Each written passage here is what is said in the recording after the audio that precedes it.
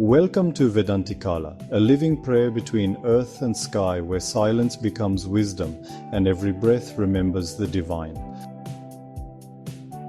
I receive your gentle blessings with folded hands and a grateful heart, carried on the radiant breath of the Diva and the divine healers, the luminous guardians of love, whose grace flows endlessly through all of creation.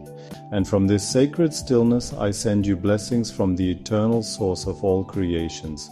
May their sacred light continue to wrap around each of us like a warm shawl of serenity, guiding our steps in quiet harmony, opening us gently to the unfolding of infinite possibilities.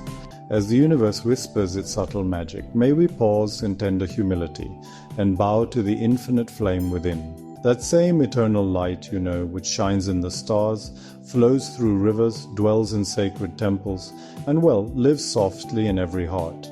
Let us return to the innocence of the inner child, curious, fearless, and free. Let us rediscover that silent inner sanctuary where peace hums like a lullaby and wonder blooms naturally. With deep gratitude, I thank you for supporting Vedantikala and for sharing this sacred space with your sacred diya. Your presence, your prayers, your loving intention become part of the living energy of this sacred space guarded by the majestic Chandradrona mountains. Each offering of light strengthens the collective field of healing, reminding us that Vedantikala is not merely a place, but a shared remembrance of unity. May Hari Om be our eternal compass, gently calling us home.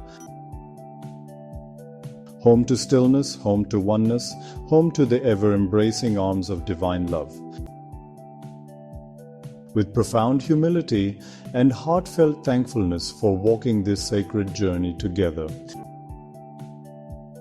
I bow, I bless, I receive. With folded hands, love and reverence, Yogananda Krishna, founder Vedantikala.